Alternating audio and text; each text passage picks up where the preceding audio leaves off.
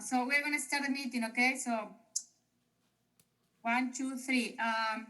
Good evening, everyone. Today I am calling to the Finance Committee meeting for April 28, 2020.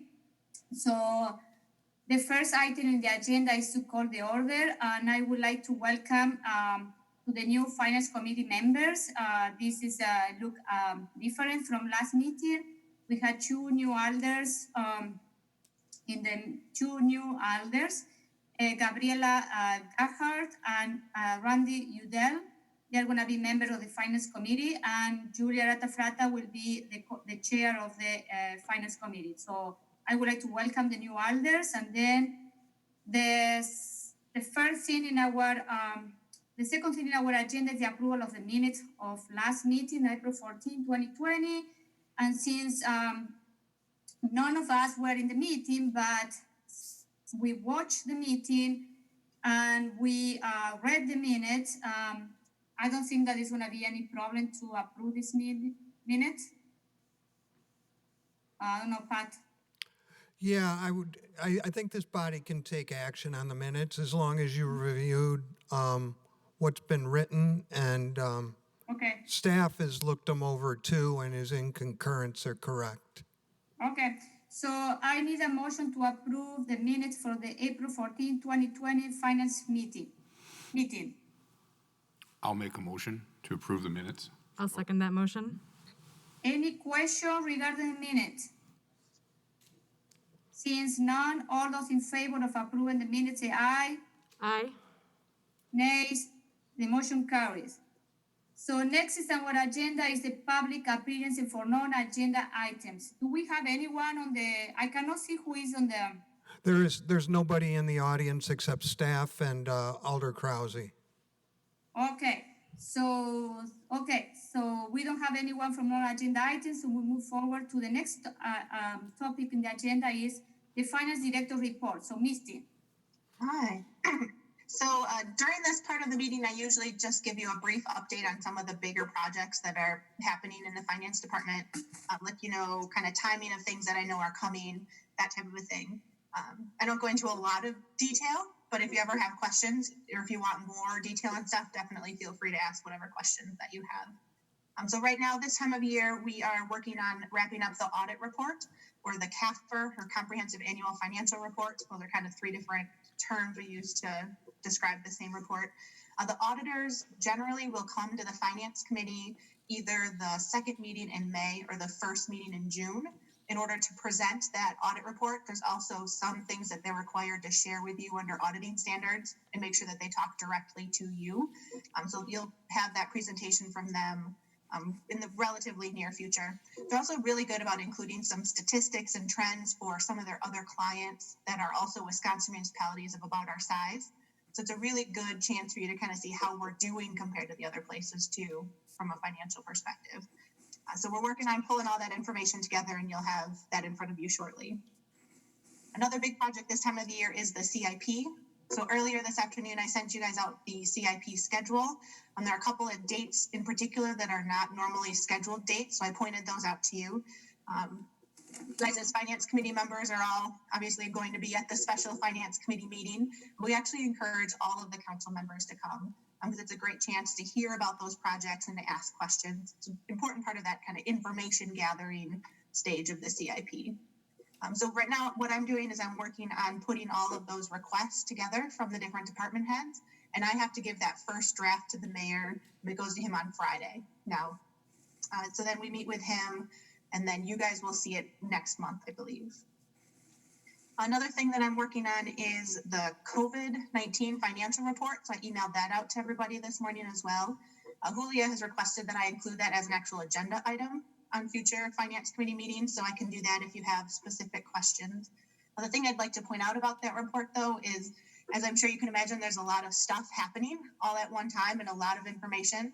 And as I kind of refine the information that I have and as we gather more information, those numbers will become clearer. At this point, it's really just an interim report to give you a ballpark on where we're at with everything. One other thing I want to point out for Finance Committee, since we are a 3-person committee, we actually don't need seconds. You only need one person to move something. You don't need a second. And then we also had a hiccup with the agenda tonight. So you probably noticed it was amended. It was amended to take off our 8820. It was on our agenda as a direct referral, but on the council agenda, it's actually just a regular referral. So we took it out for tonight, and we will be acting on it next meeting as intended. The other thing that was noticed during that same time is R 8220, which is plow truck equipment. What happened with that one is it went from a regular referral to a direct referral, but did not get on the finance committee agenda. So council technically could still act on that, and council will have to decide if they want to take action without finance committee recommendation, or if they want to postpone it by a meeting. Normally, I would advocate for postponing it so that finance committee could weigh in on it, but this one in particular has a lot of lead time. As it is right now, the plow truck equipment won't be available until November to December. So if you postpone it, that will make delivery even later. We can't talk about this too much at this point. I'm just giving you a background information. At the council meeting, you guys can discuss whether or not you want to postpone that, or if you feel comfortable acting on it. It was an error in the agenda, and I assure you, those that are new, that this is not normally how we do things. It's very unfortunate that it's the first meeting, and I apologize for that bad first impression, but that is not normal for us. Misty, could I weigh in on that a little bit? Absolutely. Yeah, just to, and I discussed this with Mike, our Public Works Director, and this item is pretty critical, as Misty noted. It's for equipment for the plow truck. Given our current situation in the workforce, many of these companies are falling behind on their schedules due to staffing. So we believe a 2-week lag time before the second meeting could be, could weigh against the timing of the delivery of this equipment. So as staff, we would encourage you to consider it, and we'll be there at the council meeting to answer any questions you have at that point in time.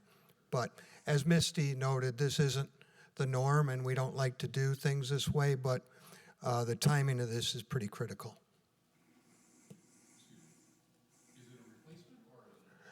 Randy has a question here, so Randy, can you turn your microphone on? Okay, you're on.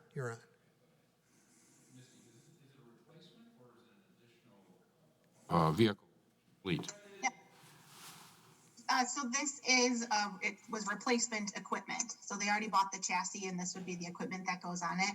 Again, we can't talk about it too much at this meeting because it wasn't noticed on the agenda. Okay. But at council, we'll be able to have a full discussion on that. Yep. And Very then good. the Thank other you. thing to point out is this was noticed this morning, and so it was within that 24-hour time limit before you can amend the agenda unless you have good cause. If we would have caught this on Friday, for example, we could have amended the agenda and got it taken care of, but it was missed until last minute. Thank you. Okay, any other question for Misty? No? Okay. So the next item in the agenda is the review of the bills. So we are gonna review the detailed review of the check for $10,000 and above, dated April 1st, 2020 to April 15, 2020, totaling $522,000, $389.42. So any question? I don't know, Misty, can you explain this first? Yes, please. So you will see a variety of different reports on the Finance Committee. Almost every meeting, you'll see these two reports that we have in front of us now, which is the $10,000 and above and the all checks. So the all checks is what we're required to provide both to you and to the council. It's a listing of all the checks that we wrote during that time period. This is an important step for a couple reasons. One is it's a great fraud prevention mechanism. So you guys can see those checks that are going out. And if there's a project, let's say there was a project on there that doesn't exist, you guys as members of the council would be able to identify some of those and ask questions and make sure that that's taken care of. The other thing, it's also for transparency purposes, for not just you, but for the public. So this is the list of every check that we wrote, in front of you right now is just the ones that are $10,000 and above. Previous finance committees had asked for those to kind of be taken out of the report just so they're easier to identify. These same transactions are also in the next agenda item, the all checks. They're just identified specifically so that you can see them easier. Misty, another question regarding before we move on. What happened with the P card transaction? Why we don't see those? Yep, so you'll see those whenever we close out a cycle. Oh, So okay. P-card cycles run from or end on the 6th of the month, or is it the 7th of the month, I think, under a new contract. So then cardholders have a week to prepare that information to us, then we have a week to audit it, and then after that is all audited, that's when the report will come back to the finance committee to see those. So Okay. generally, you will see those the second meeting of each month, Okay. but sometimes there's a little bit of a delay depending on how long it takes for people to code everything. Okay, makes sense. Okay, so coming back to the detailed review of the check of $10,000 and above, anyone has a question? I have a question about, there is a purchase for Mali Ceramic Tile Company for flooring. So what we are doing, is this one for the new fire station number 3 or? No, this is part of the fire station number 1 remodel. Oh, okay. Yeah, and Oh, then I'd like to point out, this is actually a good example. So you see the number in the second column from the right, the 2406, under the PO number column. Yeah. Mhm. Anything that has a PO number there is generally something that would have been pre-approved either through the council if it was $25,000 or more, or through the mayor if it was $2,500 or more, depending on the. Okay. What does that PO number stand for? I'm sorry. It's Am I the on? PO stands for purchase order. It's an accounting Yeah. terminology thing. I tend to call it a pre-approval instead. So it's basically when departments want to buy something, they follow the process to get permission to buy it, depending on the dollar amount first. And then we assign a number to it. We actually create a purchase order in the system that says, yes, you can go ahead and buy this. Randy's got a question. Okay. Yes, on the checks over 10,000, you just mentioned the purchase order number. Are you referencing the first number up above as the 120703? Is that a purchase order number, or is that like a chart of account number? I believe that's the check number. So the purchase it's the order actual number is check the number. second column from the right. So it's labeled PO. So the Yeah, that's, first one on here for Baker Tilly, it's that 2307. yep, I do see it. Thank you. Mhm. Yep. Any other question? Okay, so we move to the next batch. Is a detailed review of all the check issued, check number 120702-120755, dated April 1st, 2020 to April 15, 2020, totaling $626,495.75. Any question? I actually have a question. Do you guys hear me? Okay. Oh, perfect. In the document, in the PDF document, it goes from page 9 is kind of a different format. It's between the two checks. Can we explain what this is? Misty like a- can. Oh, yeah. So it's the abbreviations. Is that the one you're looking at? Yeah, it's a very short PDF page. It's not a full page. It's got A/P check register at the very top. It's page 9 of the PDF. Oh, of the whole PDF, not of the, gotcha. Oh, sorry. Yeah, the full agenda packet. I'm sorry, page 10, page 10. That is the carryover from the page before. So that is the last part of the 10,000 and above stuff. So it's the check total for R.A. Smith, which the detail is on that page before. And then the total of all of those checks that are 10,000 or more at the 522,000 number. Right. Got it. Thank you. Any other question? Okay. So next we are going to the action item, and then I need a motion to approve resolution R-80-20, accepting the 2020 crack and seal repair program bid for maintenance of street in the city of Fitchburg. I need someone to move. Motion to approve resolution R-80-20, accepting 2020 crack seal and repair program bid for maintenance of streets in the city of Fitchburg. Misty, I have Mike's notes here, so do you mind if I take this one? Or these? Sure. Okay. If you don't mind, I'd like to kind of share what the pre-approval form is. Yep. First. Yep. Is that okay with you, Julia, too? Yeah. So you'll see on page 20 of the overall PDF packet, there's a form that's got the blue bars and it says pre-approval request. So anytime there's a pre-approval purchase coming to you guys for action, you'll see this form in there. So this is that internal workflow form that we use to make sure that things are budgeted, that we have things documented, all of that. So the important things for you guys to look at here is that rationale for purchase towards the top. This will have a little bit more information sometimes about why it is that we want to buy what we're buying. This middle section, this one's a great example because it's an actual bid one. So this section here, estimates, quotes, bids, this tells you about how we got those prices, whether it's by bids or quotes or if it's a sole source request, and what specific transactions or steps we took in order to make sure we got a lot of bids in. And then who all bid, so you can see the two for this one. And then at the bottom of the form is the recommended vendor. So at the kind of the top of that second page, there's the rationale for recommendation or sole source. So right now, this one is just low bid. That one's pretty easy. But sometimes there'll be a sole source request, and the department has to go into more detail about why that's being requested and why that's important. Or if for whatever reason they're not recommending low bid for whatever reason, that's where that will be laid out a little bit better. And then at the bottom of or the middle of the third page, another spot that you guys will want to look at is this budget amendment needed box.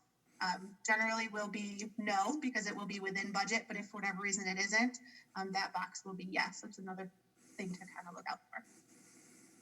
So on that, I'll kick it over to Pat for this one in particular. Okay. And this is our annual crack filling program. Bids included 13 street segments as shown in the attachment.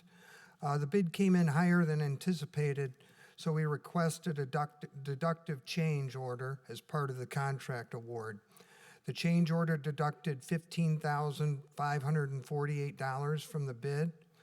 The requested award authorizes $32,046 plus a $2,000 contingencies. The streets that were deducted were Gunflint Drive, Fontana Court, and East Clayton Road.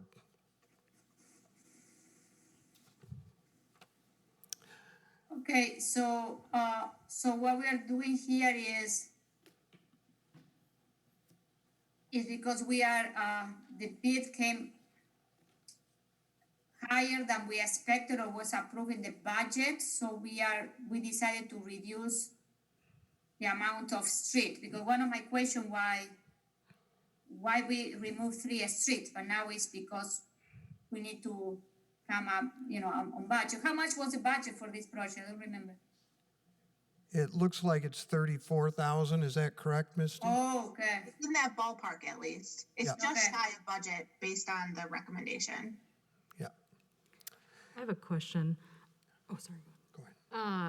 I've been hearing, throughout meetings in the recent past, it seems like bids are coming in higher than expected. Is that kind of a general trend amongst, construction companies recently? This region is booming per se, and so you see bids generally in Dane County come in a little bit higher than they would in other areas of the state. The other issue is that construction materials in general have been high in the past. I don't know if that's going to be the case moving forward with oil dropping like it is, but you're correct. Over the last few years, we've had very few bids that were under budget. And how do we decide which street we are going to remove? It's based on the rating and the condition of the street. So Okay. what they would do is they would take out the 3 segments of the road that were best of the ones that we needed to repair. So my guess is those would go into the crack seal and repair program for next year, those 3. Okay, so that one was my next question, so these one are coming back like a priority, like a top of in the list, Yeah, and that would be the case unless there was something that, you know, let's say a road had a particular problem due to water issues or something underneath the subsurface that brought that segment higher than this. But generally, that's the case. Roads that fall off the list this year go to the top of the list next year. So the street that is Clayton Road, what is the other? Gunflint?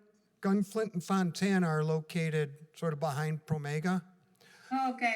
towards Eagle School. And Oh, then East Clayton is right behind our new East Fire Station. That's Okay. that segment of road where we're closing the railroad crossing. So it really won't be utilized to the current, as much as it is currently. okay. Any other question?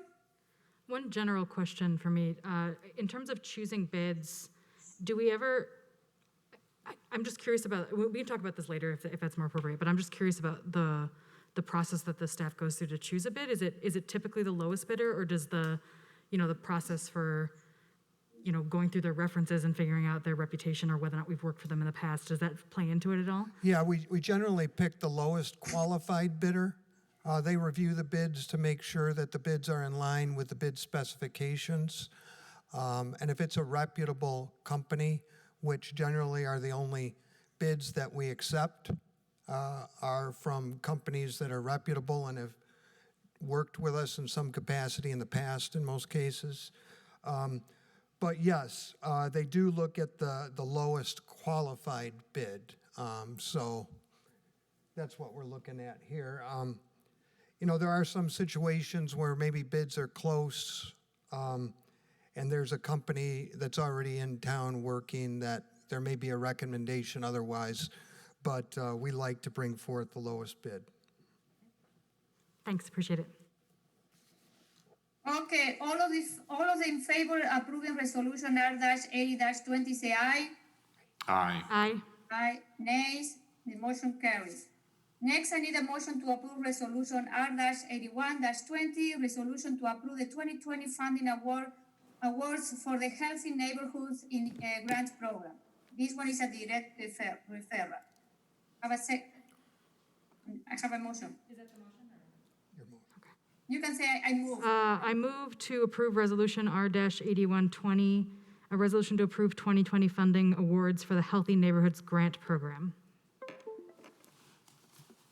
Okay, Misty. We do have Wade here too, and Misty, I don't know if It's you Wade. wanted, Okay. if you wanted to kick it off though?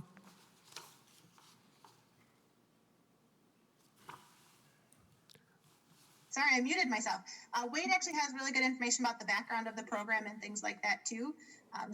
Wade, do you have your PowerPoint up, or do you want me to put it up? If you could put it up, Misty, that'd be great. Yep, I can do that. At least I assume it's in here.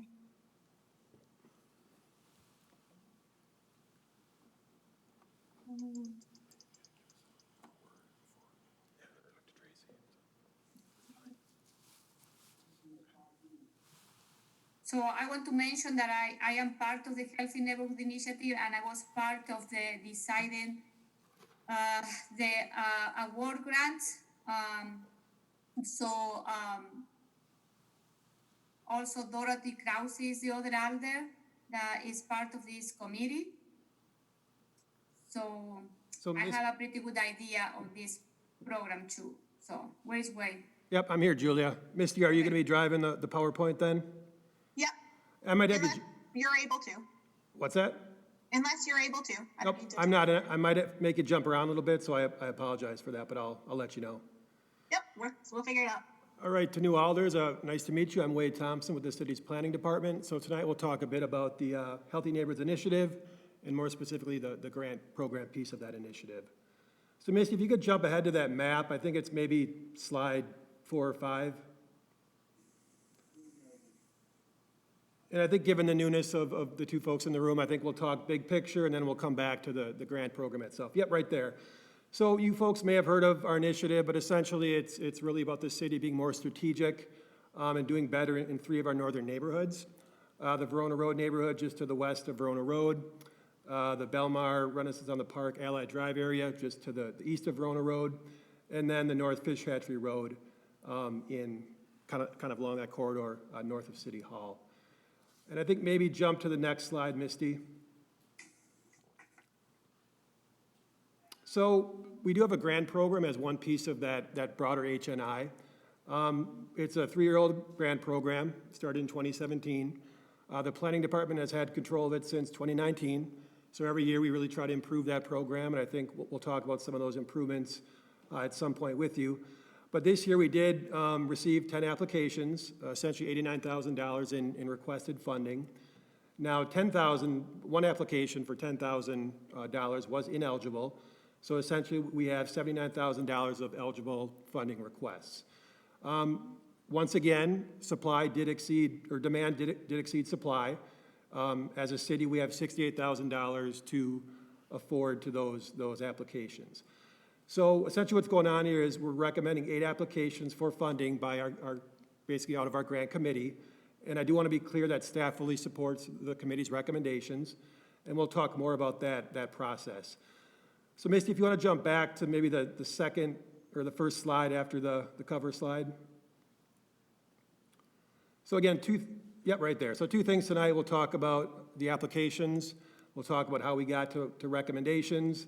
And I think I'm going to breeze over the summary unless folks want more detail, and then just kind of give you a summary of the recommendations.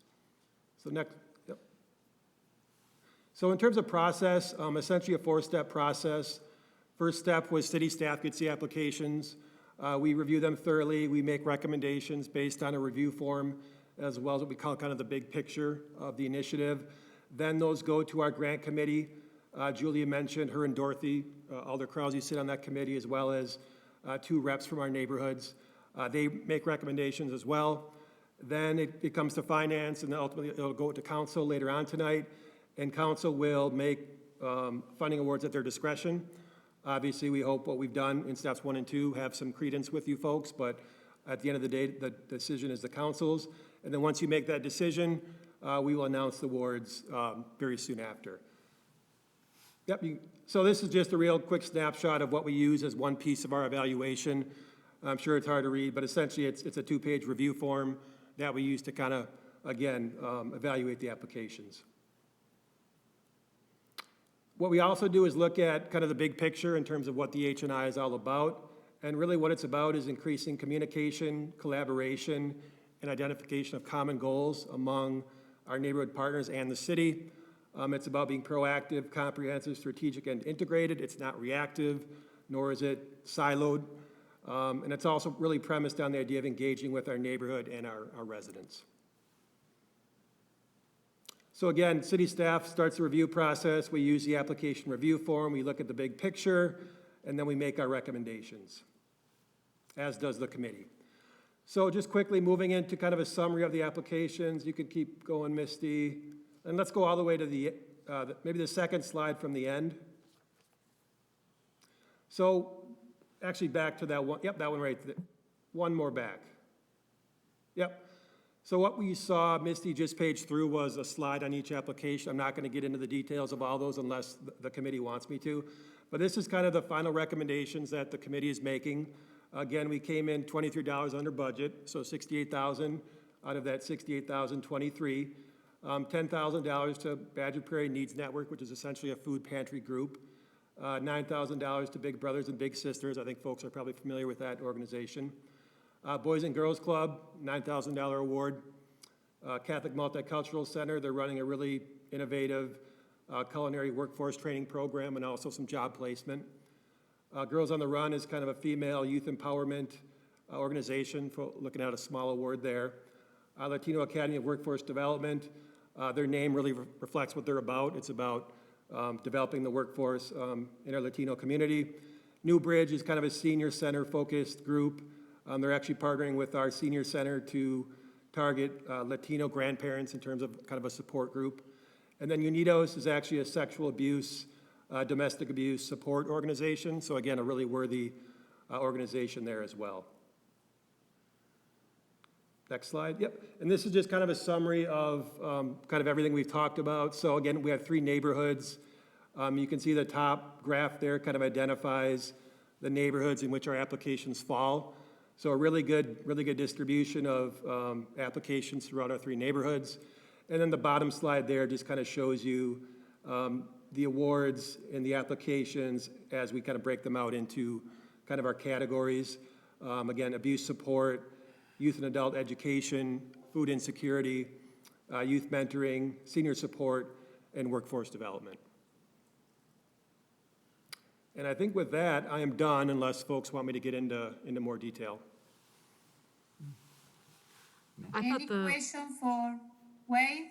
I thought the agenda packet was fantastic. It was really comprehensive, and I had a chance to read about the organizations, and I think the decisions are really great.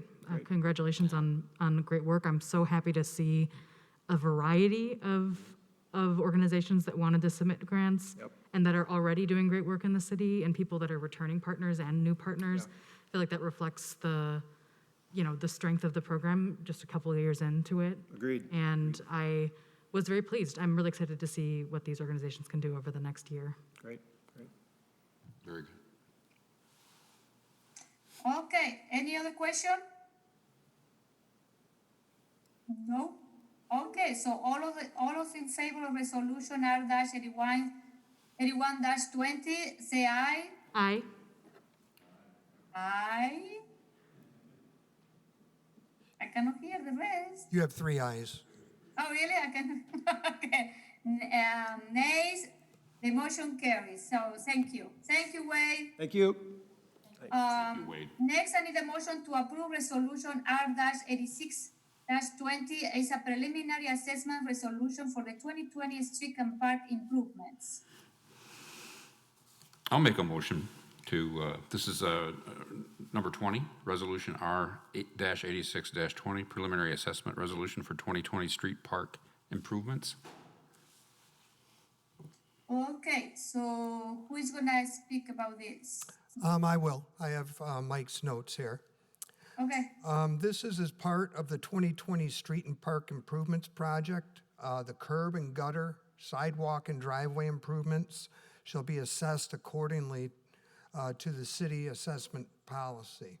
Staff has done some preliminary work and believe that waivers of the special assessments hearing will be obtained from all assessable properties. It should be noted that due to the financial impacts from the COVID-19 pandemic, the special assessment shall be deferred without interest for 2 years. This deferral does not apply if the property is sold or developed.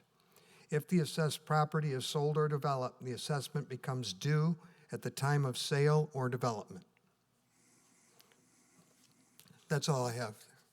okay, so I have a question. Do you know how many property will be assessed?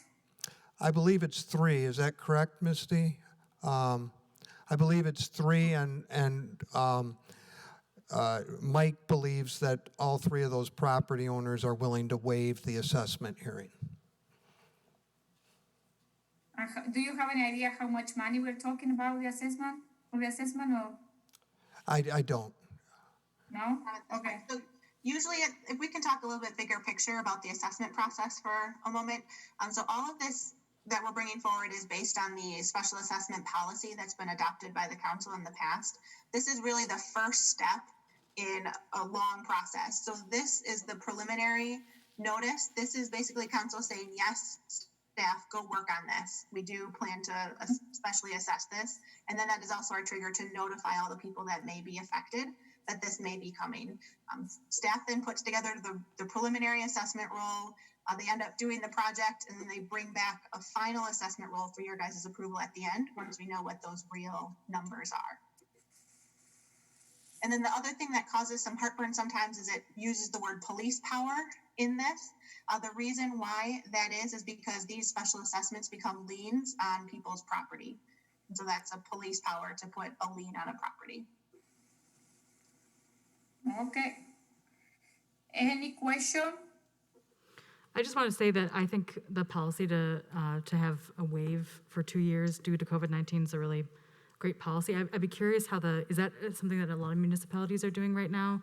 Or is this something that Fitchburg's kind of done going above and beyond in that way? It was something that was a recommendation by our Public Works Director. It's allowable in our ordinance that you can do this given special circumstances.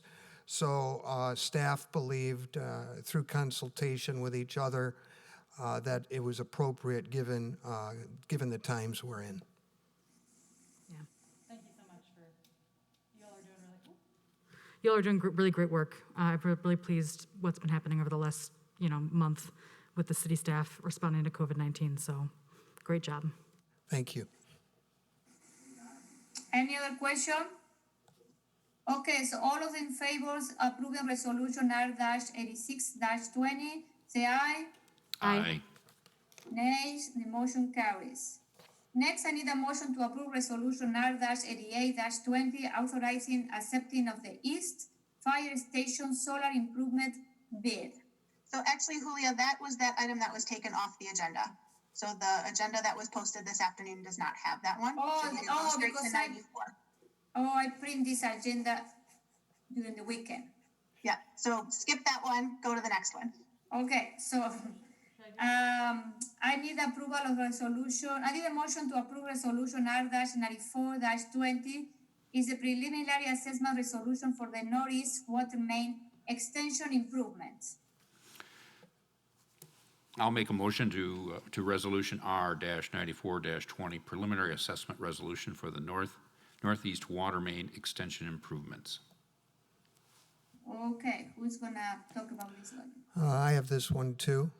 Okay, In order to improve the system reliability, fur flows, and water quality, the city will be installing a water main on West Clayton Road from Cyene Road heading east through the Highway 14 corridor and along County Highway Trunk MM to Terravessa. And Terravessa is the new neighborhood on the east side of Highway MM.